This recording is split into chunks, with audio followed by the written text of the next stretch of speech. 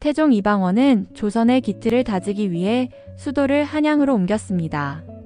하지만 새로운 나라를 세우기 위해서는 강력한 개혁이 필요했습니다. 그리고 그 첫 번째 타깃이 된 것은 다름 아닌 중전 원경 왕후의 친정 민씨 가문이었습니다. 태종은 민씨 가문의 노비수가 급격히 늘어났다는 보고를 받고 즉시 조사를 지시했습니다.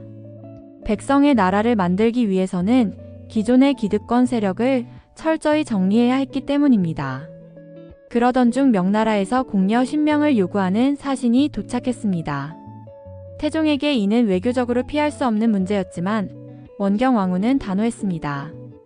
폐하, 명나라의 백성을 바친다면 고려와 다를 것이 무엇입니까? 원경 왕후의 강한 반대는 결국 그녀를 중궁전에 유폐시키는 결과를 가져왔습니다. 하지만 그녀는 결코 포기하지 않았습니다.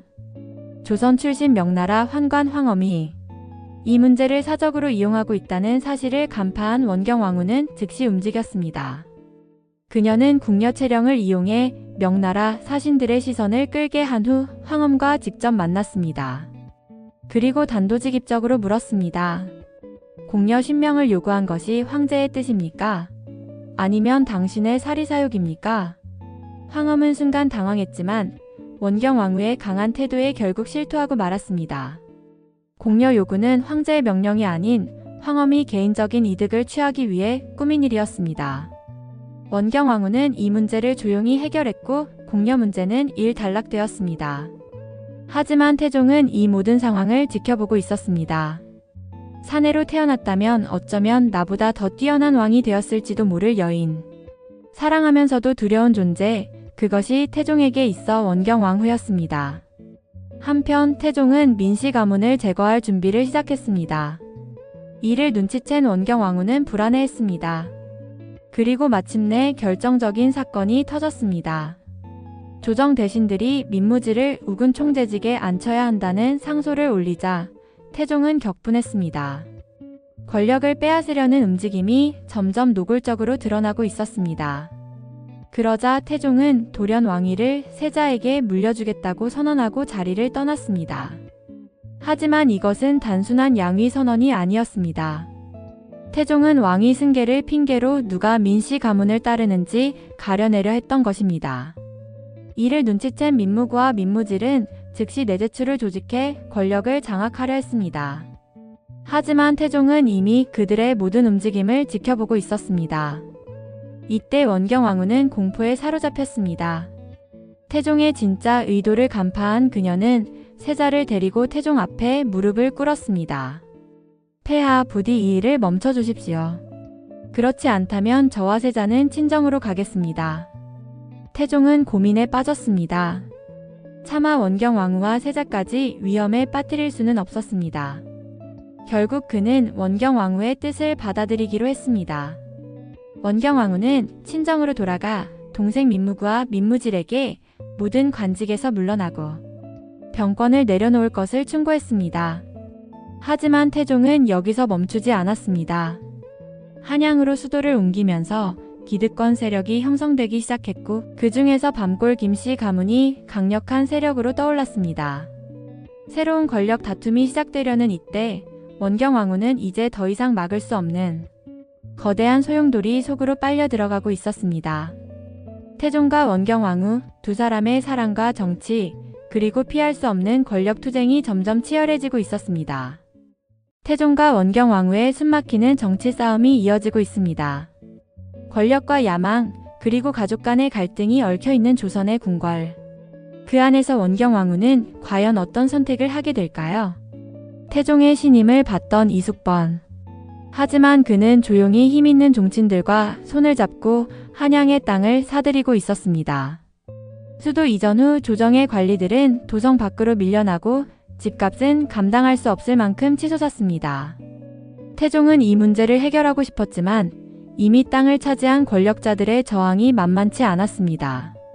이때 원경 왕후가 직접 나섰습니다. 조선의 부동산을 쥐락펴락하는 밤골 김씨를 찾아간 것입니다. 하지만 김씨는 태종의 왕권마저 비웃으며 자신과 연결된 종친과 공신들이 많아 아무도 자신을 건드릴 수 없다고 장담했습니다. 그런데 더 충격적인 사실은 원경왕후의 동생 민무구마저 김씨와 연줄이 닿아 있었다는 것이었습니다. 가문의 번영을 위해 어쩔 수 없는 선택이었다고 주장하는 민무구와 이를 막아야 하는 원경왕후. 가족 간의 갈등은 격해졌습니다.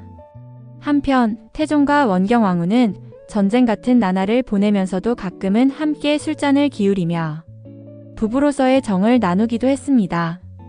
하지만 그런 평온함도 오래가지 않았습니다. 갑자기 채령이 난입해 태종과의 합방을 요구한 것입니다. 사실 이날은 태종과 채령이 함께하는 날이었고 이를 알게 된 원경왕후의 표정이 굳어졌습니다. 채령은 질투심에 불타 권선을 찾아가 원경왕후를 끌어내리자며 손을 잡자고 제안했습니다.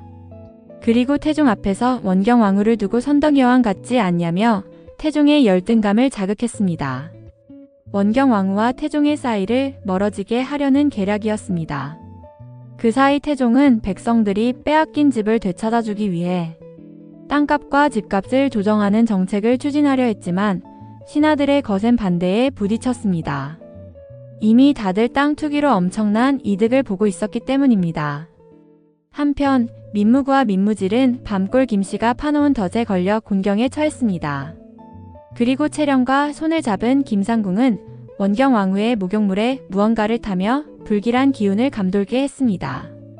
이런 위기 속에서도 원경왕후는 중전으로서의 역할을 다하기 위해 친잡례를 주최했습니다.